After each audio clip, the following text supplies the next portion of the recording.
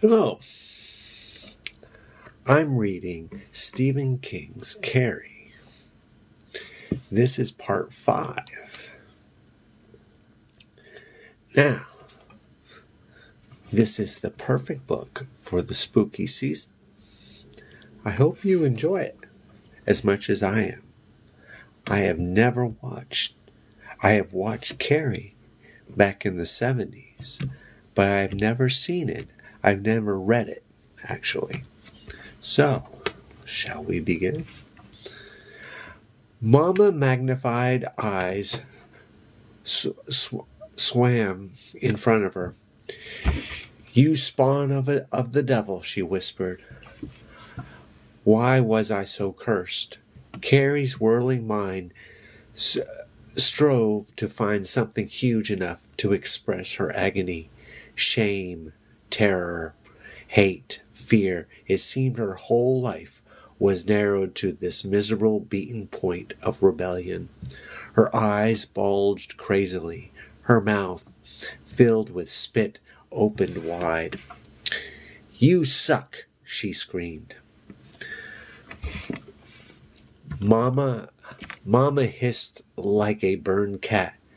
"Sin," she cried. "Oh, sin."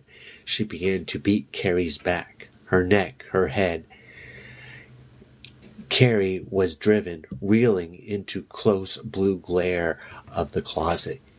"You fuck," Carrie screamed. She was whirled into the closet head first, and she struck the far wall and fell on the floor in a semi-daze. The door slammed. The key turned. She was alone with Mama's angry God.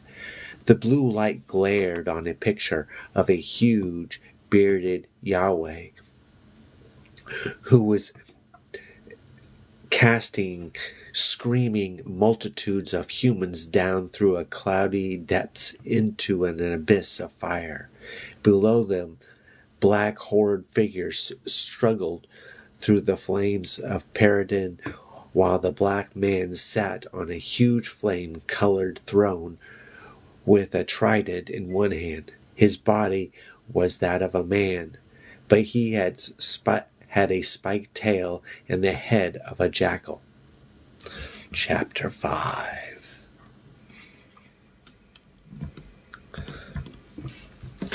She would not break this time, but of course she did break. It took 6 hours, but she broke, weeping and calling Mama to open the door and let her out. The need to urinate was terrible.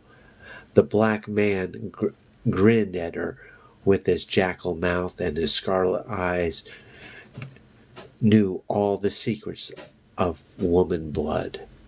An hour after Carrie began to call, Mama let her out.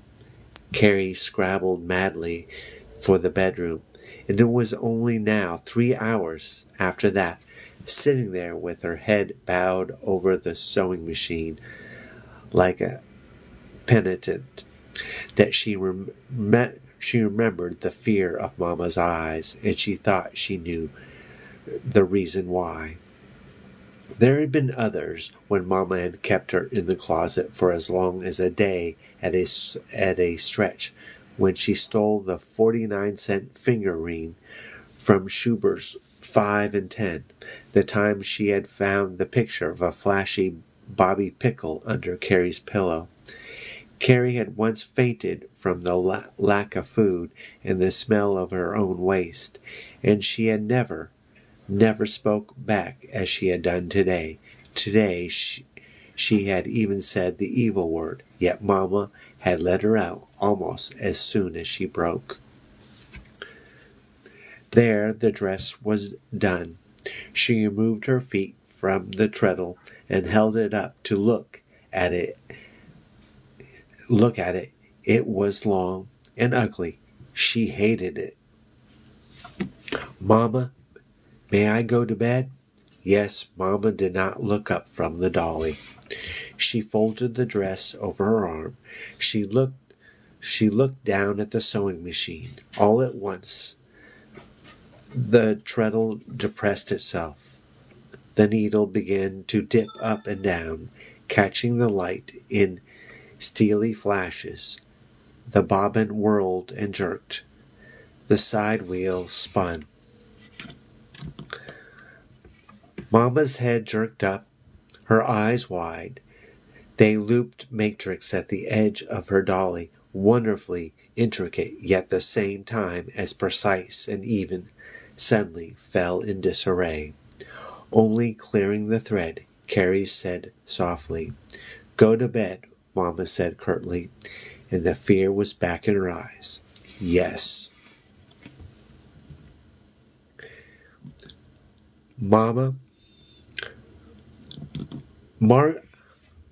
this is confusing. Mama, from the shadow, exploded. Margaret White was born and raised in Moulton, a small town which borders Chamberlain and sends its tuition students to Chamberlain's junior and senior high schools. Her parents were fairly well-to-do. They owned prosperous night spot just outside the Moulton town limits called the Jolly Roadhouse.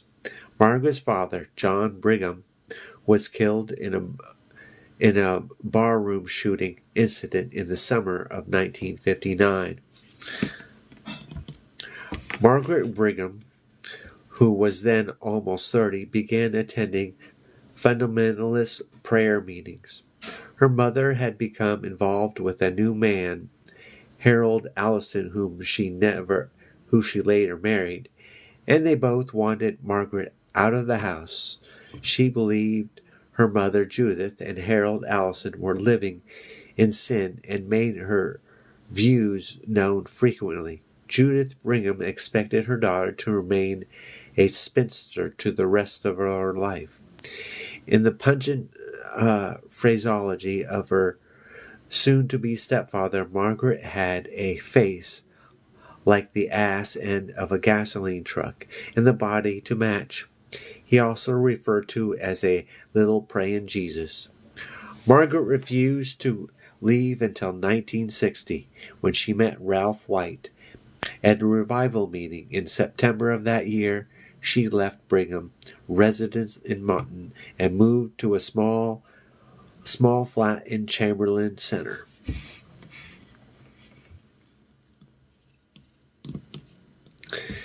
The courtship Margaret Brigham and Ralph White terminated in marriage. In March 23, 1962, on April 3, 1962, Margaret White was admitted briefly to Westover Doctors Hospital. "Nope, she wouldn't tell us what was wrong," Harold Allison said. "The one time we went to see her, she told us we were living in adultery, even though we were hitched, and we were going to hell. She said God had put an invisible mark on our foreheads, but she could see it. Acted crazy as a bat in a hen house, she did. Her mom tried to be nice, tried to find out what the matter with her was. She got hysterical and started to rave about the angel with a sword who would walk through the parking lots of roadhouses and cut down the wicked. We left." Judith Allison, however, had at least an idea what might have been wrong with her daughter. She thought that Margaret had gone through a miscarriage. If so, the baby was conceived out of wedlock. Confirmation of this would shed an interesting light on the character of Carrie's mother. In a long and rather hysterical letter to her mother, dated August 19, 1962, Margaret said she and Ralph were living sinlessly without the curse of intercourse. She urged Harold and Judith Allison to close their abode of wickedness and to do likewise. It is Margaret declares near the end of her letter that the only way you and the man can avoid the rain of blood yet to come, Ralph and I, like Mary and Joseph, neither know will know or pollute each other's flesh. If there is an issue, let it be divine. Ooh, interesting. Page 15. Okay. If you like YA horror mystery adventures about vampires and a little bit of romance, you should check out Vampire Juice. My link is in the bio. It's kind of like a Goosebump Fear Street kind of mystery adventure. Anyway, back to Carrie. This is getting interesting. Of course, the calendar tells us that Carrie was conceived later that same year. The girls dressed quietly for their Monday morning period, one gym class with no horseplay or little screaming catcalls, and none of them were very surprised when Miss Desjardins slammed open the locker room and walked in, her silver whistle dangling between her small if her shorts were the ones she had been wearing on Friday, no trace of Carrie's bloody handprint remained. The girls continued to dress sullenly, not looking at her. Aren't you the bunch to send out for graduation, miss? Desjardins said softly. When is it? A month? And the spring ball even less than that. Most of you have your dates and gowns already. I bet, Sue, you'll be going with Tommy Ross, Helen, Roy Everett, Chris. I imagine you can take your pick. Who's the lucky guy? Billy Nolan. Chris Hargensen said sullenly. Well, isn't he the lucky one? Discharge remarked. What are you going to give him for a party favor? Chris, a bloody Kotex? Oh, how about some used toilet paper? I understand these things seem to be your sack these days. Chris went red. I'm leaving. I don't have to listen to that. Desjardins had been able to get the image of Carrie out of her mind all weekend. Carrie screaming, blubbering, a wet napkin plastered squarely in the middle of her pubic hair, and her own sick, angry reaction. Now as Chris tried to storm out past her, she reached out and slammed her against a row of dented, olive-colored lockers beside the inner door. Chris's eyes widened with shocked disbelief. Then a kind of insane rage filled his face. You can't hit us, she screamed. You'll get canned for this. See if you don't, you bitch. The other girls winced and sucked breath and stared at the floor. It was getting out of hand. Sue noticed out of the corner of her eye that Fem and Donna Tripido were holding hands. I don't really care, Hurgensen Desjardins said. If you or any of you girls think I'm wearing my teacher hat right now, you're making a bad mistake. I just want you all to know that you did a shitty thing on Friday, a really shitty thing. Chris Hargensen sneering at the floor. The rest of the girls were looking miserably at anything but the gym locker. She found herself looking into the shower stall, the scene of the crime, and jerked her glance elsewhere.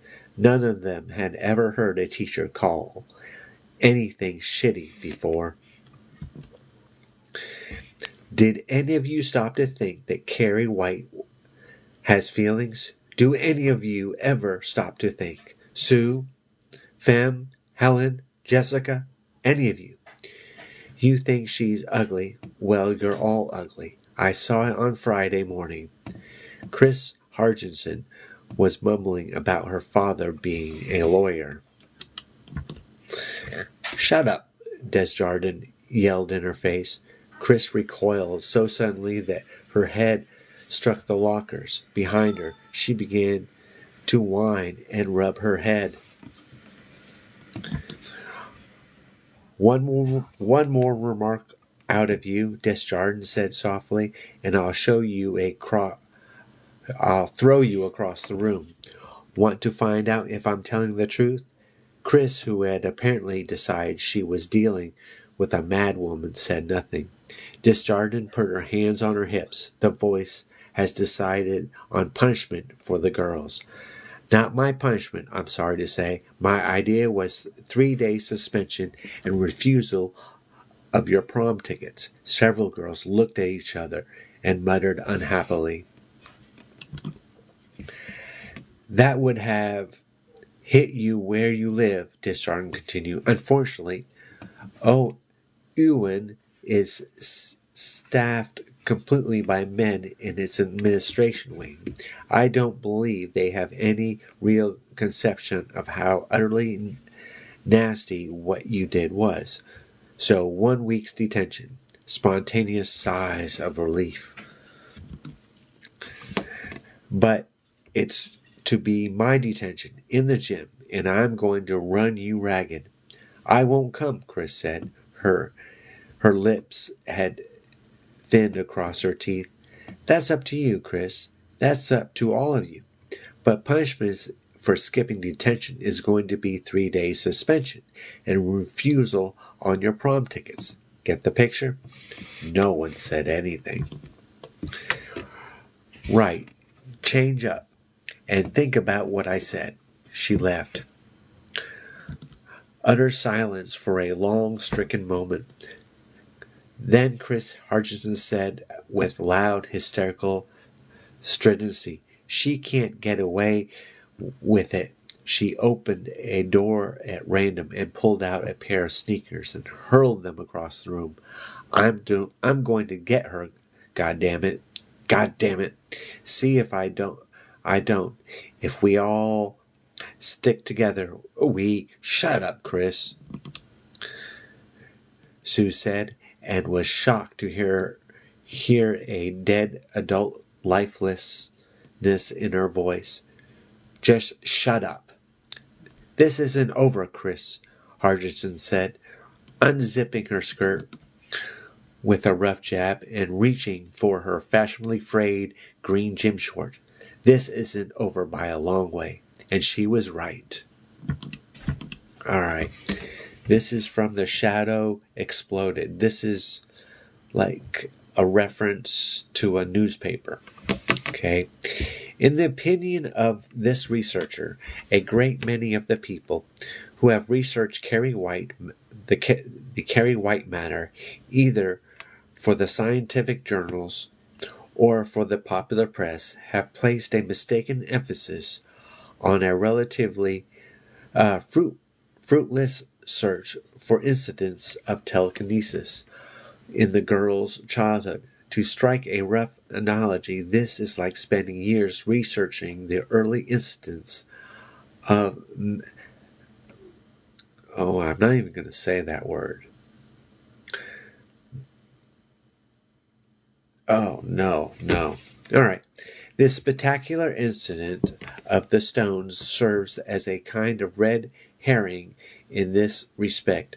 Many researchers have adopted the erroneous belief that where there has been one incident, there must be others.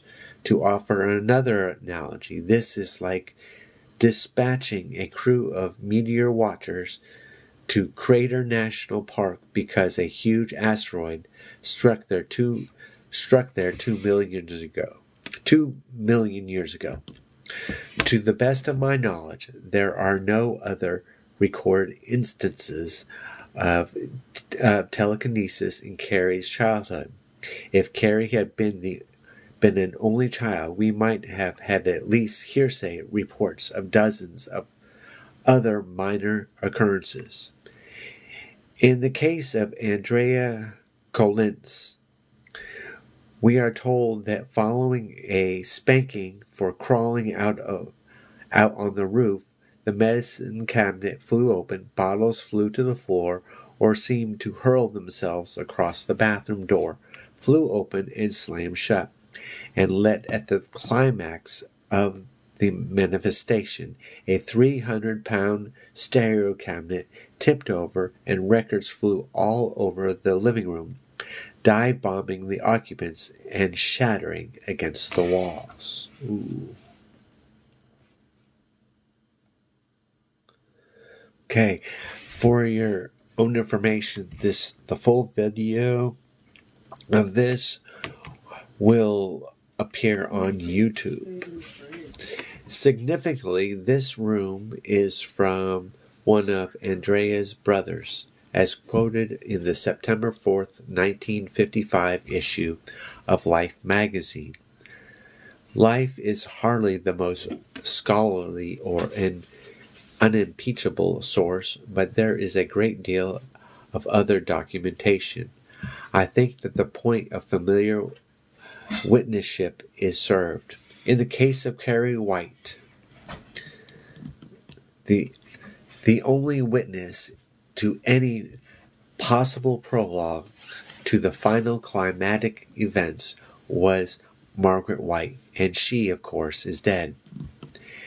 Henry Grail, principal of Evan High School, had been expecting him all week, but Chris Hargenson's father didn't show up until Friday, the day after Chris had skipped her detention period with the formidable Miss Desjardins. Yes, Miss Fish. He spoke firmly into the intercom, although he could see the man in the outer office through the window, and certainly knew his face from the pictures in the local paper. John Hergenson, to see you, Mr. Grail. Send him in, please. God damn it. Fish, do you have to sound so impressed? Grail was an irrepressible paper clip bender, napkin ripper, corner folder. For John Hargenson, the town's leading legal light, he was bringing up the heavy ammunition, a whole box of heavy-duty clips in the middle of his desk blotter. Hargenson was tall, impressive man with self-confident way of moving and the kind of sure, mobile features that said this was a man superior of the game of one step ahead social interaction.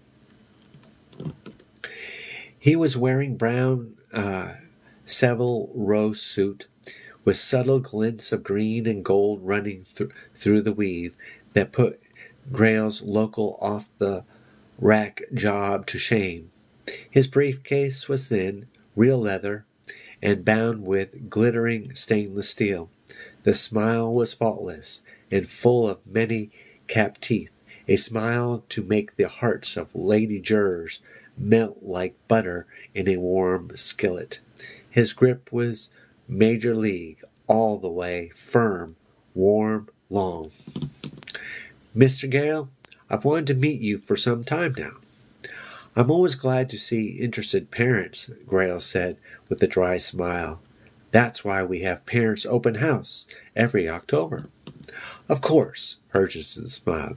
I imagine you're a busy man, and I have to be in court in 45 minutes from now. Shall we get down to specifics? Surely.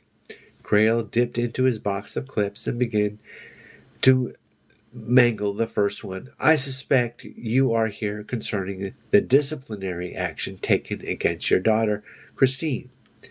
You should be informed that school policy on the matter has been set. As a man concerned with the workings of justice yourself, you should realize that bending the rules is hardly possible. Or Hurchison waved his hand impatiently. Apparently you're laboring under misconception, Mr. Graham. I'm here because my daughter was manhandled by your gym teacher, Miss Rhoda Desjardins, and verbally abused. I'm afraid I believe the term your Miss Jardin used in connection with my daughter was shitty. Grail sighed inwardly. Mr. Jordan has been reprimanded. John Hutchinson's smile cooled 30 degrees. I'm afraid reprimand will not be sufficient. I believe that this has been the young lady's first year in a teaching capacity. Yes, we have found to be eminently satisfactory. Apparently, your definition of eminently satisfactory includes throwing students up against lockers and the ability to curse like a sailor. Grail fenced. As a lawyer, you must be aware that this state acknowledges the school's title to in loco parents along with full responsibility. We succeed to full parental rights during school hours. If you're not familiar, I advise you to check the Monodoc Consolidated School Districts versus Cranepool or I'm familiar with the concept, Hutchinson bid. I'm also aware that neither of the Carrie Pool case that your administrators are so fond of quoting or the Frick case cover anything remotely concerned with the physical or verbal abuse. There is, however, the case of School District Number 4 versus David. Are you familiar with it? Grail was. George Kramer, the assistant principal of the Consolidated High School is SD14, was a poker buddy. George wasn't playing much poker anymore. He was working for an insurance company after taking it upon himself to cut students' hair. The school district had ultimately paid $7,000 in damages, or about $1,000 a snip.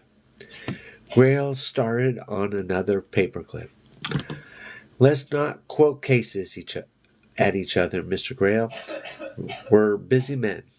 I don't want a lot of unpleasantness. I don't want a mess. My daughter is at home, and she will stay there Monday and Tuesday. That will complete her 3-day suspension. That's all right. Another dismissive wave of the hand. Here's what I want, Hutchinson continued. One prom tickets for my daughter. A girl's senior prom is important to her, and Chris is very distressed. 2, no contract renewal of the Desjardins woman. That's for me. I believe that if I cared to take the school district to court, I could talk out with both her dismissal and a hefty damage and settlement in my pocket, but I don't want to be vindictive. So the court is the alternative if I don't agree to your demands. I understand that a school committee hearing would precede that, but only as a formality. But yes, court would be the final result. Nasty for you. Another paperclip. For physical and verbal use, is that correct? Essentially. Mr. Hutchinson, are you aware that your daughter and about 10 of her peers threw sanitary napkins at a girl who was having her first menstrual period, a girl who was under the impression that she was bleeding to death? A faint frown seized Hutchinson's features, as if someone had spoken in a distant room. I hardly think such an allegation is at issue. I'm speaking of actions following. Never mind, Gale said. Never mind that you were speaking of the girl. Carrietta White was called a dumb pudding and was told to plug it up, was subjected to various obscene gestures. She has not been in school this week at all. Does that sound like physical and verbal abuse to you? It does to me. Okay. Now, I have to stop and thank you for watching. And the full video will be on YouTube. And if you like YA horror with goosebump and Fear Street vibes, a mystery adventure, vampires, teen romance, then check out Vampire Juice. The link is in the bio. Thanks again for watching.